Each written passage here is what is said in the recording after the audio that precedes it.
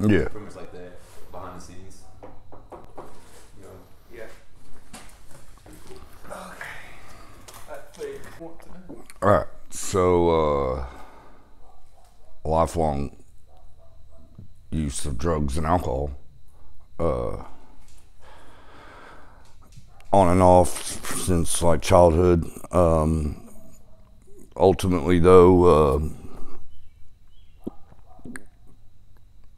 I tricked myself into believing that I could use drugs and alcohol successfully because I had some stuff in life. Like I had a beautiful wife, I had 3 children, I had a career, got a degree in college, and I had all this outside stuff that I thought was going to fulfill and satisfy my life, and the reality of it is I hated being myself, and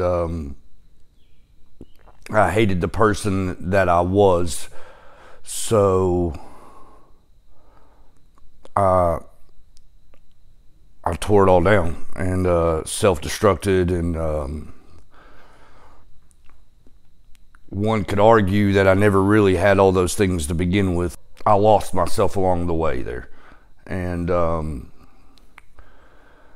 I wasn't happy with myself, so it reflected my relationships in life. Like, what I mean by that is, like, I was very short with my children. I was very short with my wife, my family, my friends, even in my job. And so I started turning to drugs. I ended up, wife gets tired of my crap. I can't, she doesn't want, my high ass around the kids, and I just started isolating, and I'm using meth and heroin on a regular basis, and I'm around a bunch of people that I don't like. You know what I mean? Like, they just suck. The delusion and lie that I told myself was just that, because the reality was that I loved dope more than my own kids. And that leads me to how I get here, because I put dope above everything else. My freedom, my kids, my marriage, my parents, and I'm just in a downward spiral.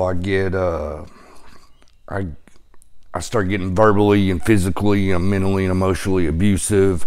I end up catching a domestic charge in front of my children. I get arrested, and I overdose in front of my kids. My mom's got a Narcan me 2 or 3 times in her front yard, and you would think like a normal human being would just stop doing it, or like, okay, this is your rock bottom, Raymond, like, stop. But it wasn't. I just kept on going. I never missed a beat, because I loved dope more. And for me personally, it took getting arrested a second time for possession of heroin and fentanyl, and I spent a year in Sullivan County, and it was the best thing that could ever happen to me.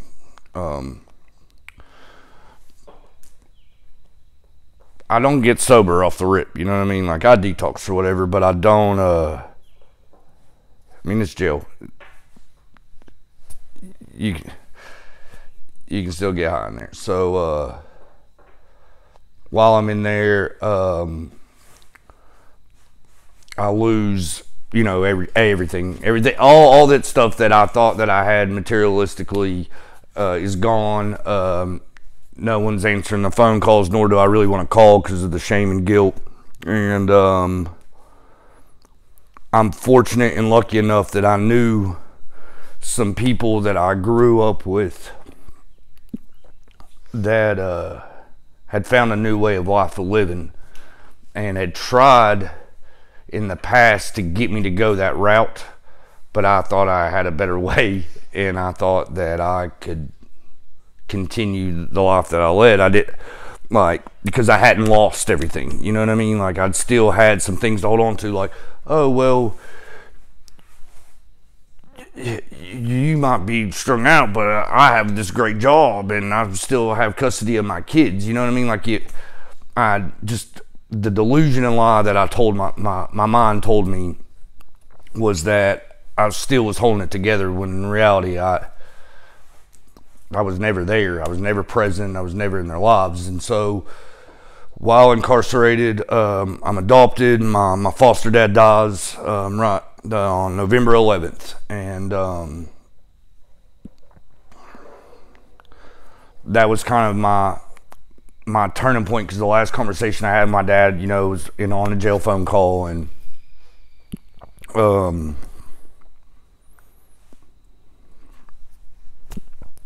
wasn't his proudest moment. You know what I mean? He remembers me as this junkie, and instead I kind of flipped the script and was like, I want my legacy to be remembered differently, And so the very next day, I was like, that's it, I'm done. I got offered some programs within Sullivan County Jail, took some classes, but again, I had